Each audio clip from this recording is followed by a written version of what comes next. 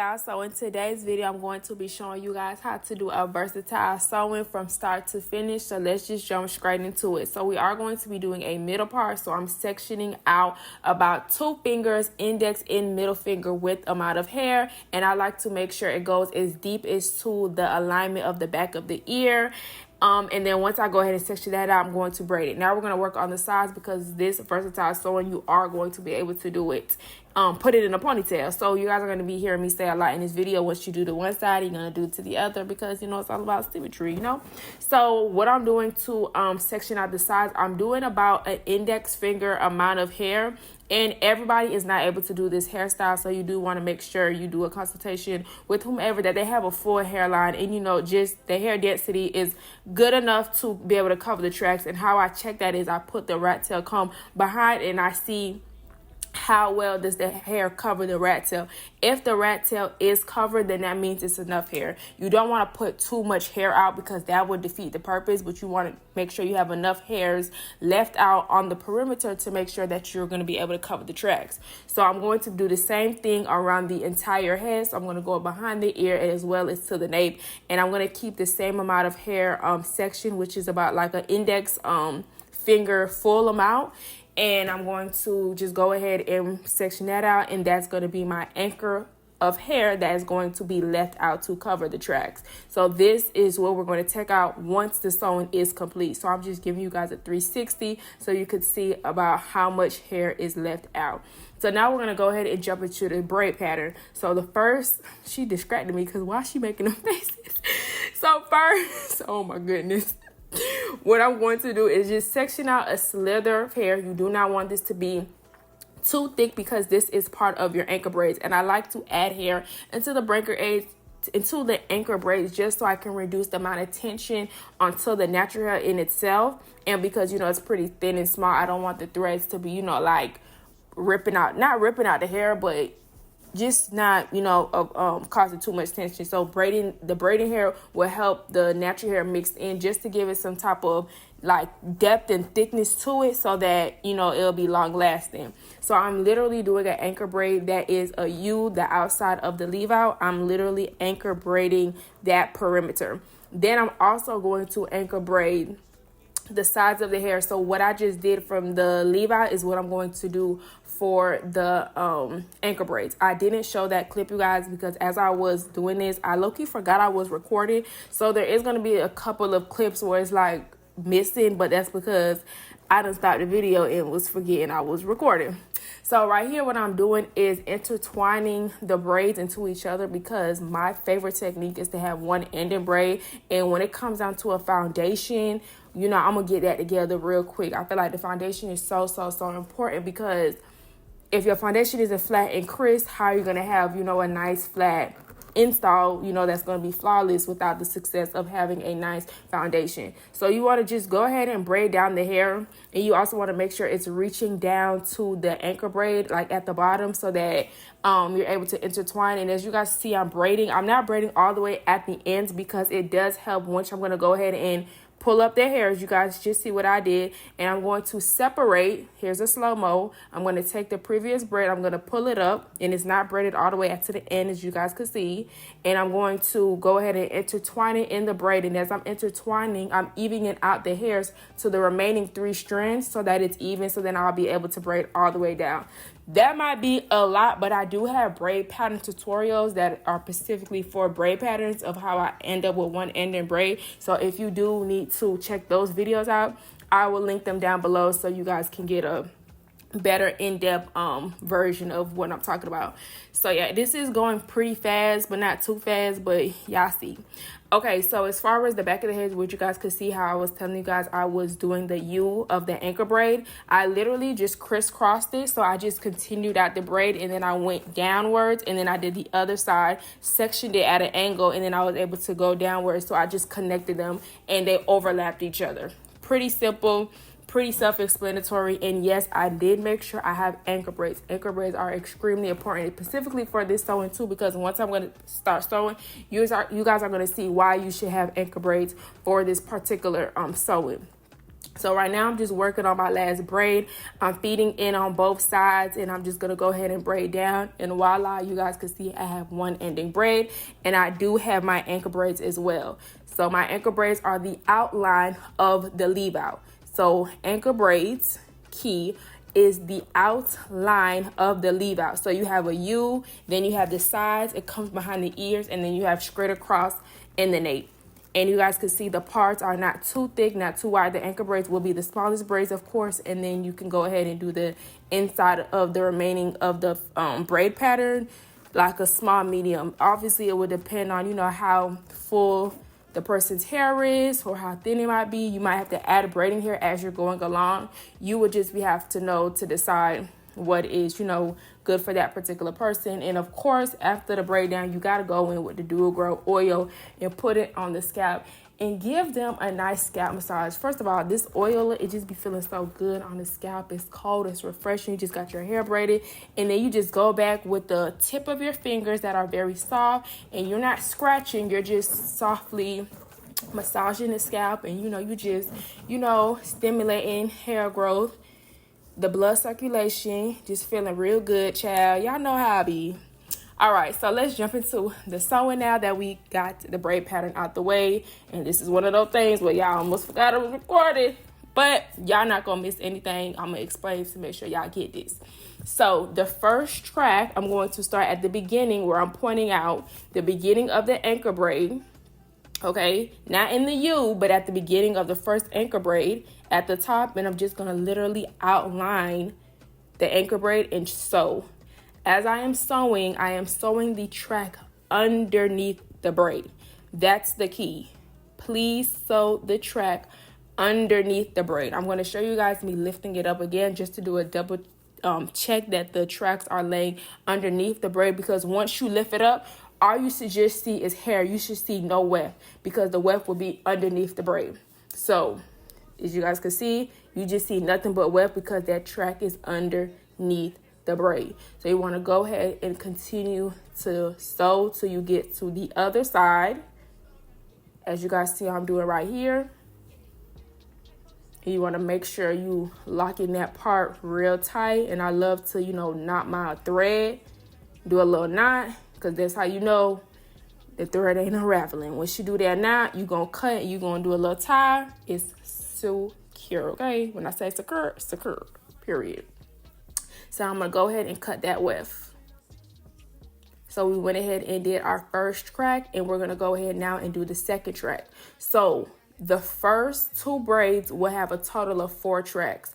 This braid, which is the first braid, is going to have 2 tracks on one, and then the second braid, which you guys are going to see very shortly, is going to have 2 tracks. So the first track goes underneath the braid, and this second track right here that you guys see me sewing on is going on top of the braid.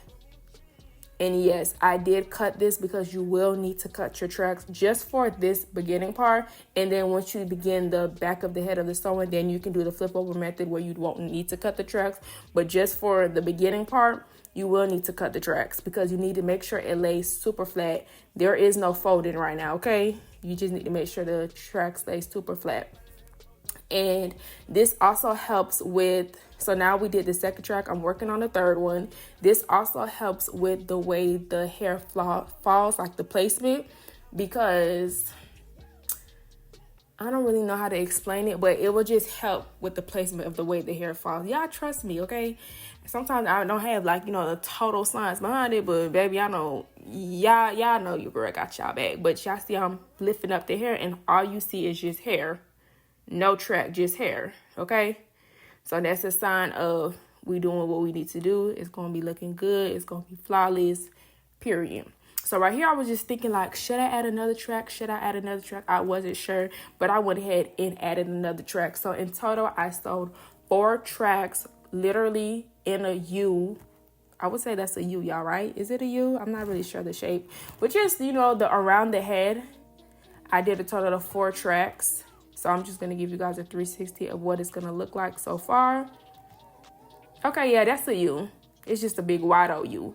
But yeah, so I went ahead and sewed 4 tracks total, and I cut each and every track. I did not fold them because I need them to lay flat. Now what we're going to do is we're going to sew the remaining bundles. And we did have a total of 4 bundles of 26 inches. We used a total of 3.5 bundles. This hair is from Unice. This is their Yaky Straight texture. So all I'm doing is literally folding. As y'all can see, I'm folding the track, and I'm going to use my thumb and my index to hold that fold into place. I'm taking my needle from the top. I'm going to go ahead and knot it up at the top. While I'm still holding it, I'm not letting it go nowhere. I'm making sure that knot goes on top of the track so that it holds. And once I know that it's in place, then I can start double tracking. I can't remember the name of this technique of how I'm sewing, y'all, but I'm looping the threads in. It's not like the regular needle and thread up and down version. Interlock, I can't remember the name, but that's the sewing technique that I'm using right here. So you just want to go ahead and continue folding, back and forth. And as I like to do every fold, I like to go ahead and make sure I knot that fold up so that I make sure it goes absolutely nowhere. So when you are doing it though, you do want to make sure you're holding the thread, because sometimes it can get a little messy and a little tricky, and then the thread be all tangly, and that's aggravating. So when you are doing it, make sure you're holding the thread, and probably like put your finger in between and then pull up. So now what I'm going to do is do our final track. As I was folding, I made sure that that anchor braid did have the track underneath. And now I'm going to do the last final track on top to close it off. So as y'all see I'm doing here, I'm just going ahead and going over our last anchor braid, and I'm going ahead and closing that U out, okay?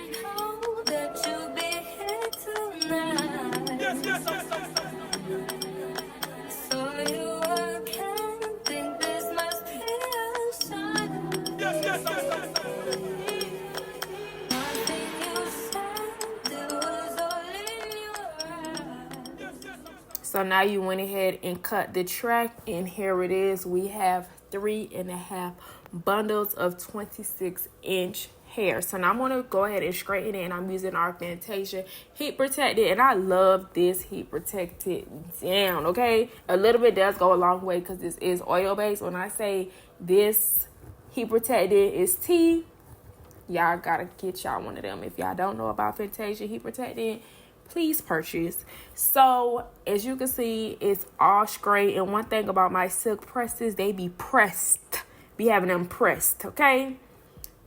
Okay, we might do a little video with that trace method, that high heat flat iron, that's great, and you pressing it out. My silk press don't play. So now I'm going to go ahead and unravel the hair. So I'm literally unraveling the hair that we did in the beginning, the section out, the leave out. I'm unraveling it, taking down the braids, and now we're going to go ahead and straighten out the leave out to blend into the hair itself.